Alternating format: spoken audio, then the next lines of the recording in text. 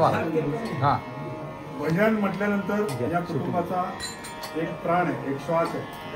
इथल्या सगळ्या लोकांनी आपल्याला आपण महाराजांना अनुभवलेलं आहे.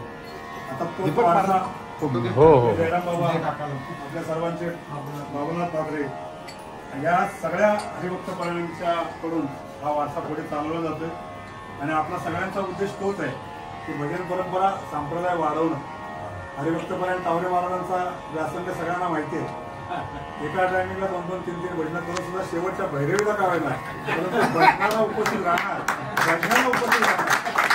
हा संप्रदाय बाबांनी पण तेच आपल्याला सांगितलं. सगळ्यांना माहित नाही, थोडा बाबांचा परिचय सगळ्यांना माहित नाही. परिचय असा की हरिभक्तपरायण वैकुंठवासी गजानन महाराज म्हात्रे हे आपल्या बाबूनाथ महाराजांचे हे ज्येष्ठ बंधू, आणि मध्ये जयराम बाबा ते पण आपण सगळ्यांना त्यांना ओळखतो. तर यांचा आणि आपल्या कुटुंबाचा आणि आपल्या भजन सांप्रदायिक कुटुंबाचा फार जुना संबंध. म्हणजे ह्या महाराजांशी संबंध आमचा अगदी फार नवीन आला. मला असं वाटतं 1989 पासून बाबांशी आमचा संबंध होता. म्हणजे माझा पर्सनल संबंध. मी त्यांचा खूप लायक आहे, मी अभिमानाने सांगितलं. जिथे असेल तिथे कीर्तनाला म्हणा, साथीला म्हणा, आवडून पाहिजे.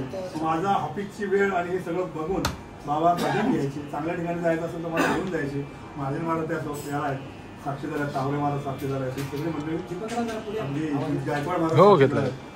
तर हे सांगण्याचा आनंद होतो की आमच्या वडिलांचे उत्तम कीर्तनकार, उत्तम भजनी आणि आमच्या वडिलांचे अगदी अतिशय जिव्हाळ्याचे संबंध.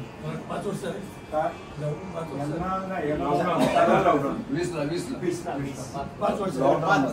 आमच्या वडिलांचं ज्यावेळेस वैकुंठ गमन झालं आमच्या वडिलांचं, त्यावेळेस अगदी तात्काळ बाबांनी भजनाची सोय केली होती. आपण सगळ्यांनी एकत्र करून आपण आमच्याकडे हा एक क्षण आहे हे सांगायला पण बरं वाटतं, आनंद वाटतो, समाधान पण वाटतं. अशा व्यक्तिमत्वाचे आमचे आपले संबंध आहेत. तर आज त्यांच्या प्रतिमेला आपण आणि विशेष म्हणजे जाणे महाराज, विशेष म्हणजे इथल्या परिसरातल्या सगळ्या मंडळींना या क्षेत्रात वळवण्याचं काम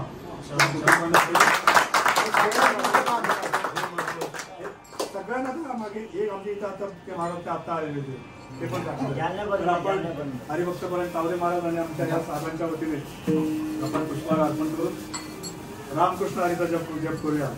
हरे जय जय राम कृष्ण हरे.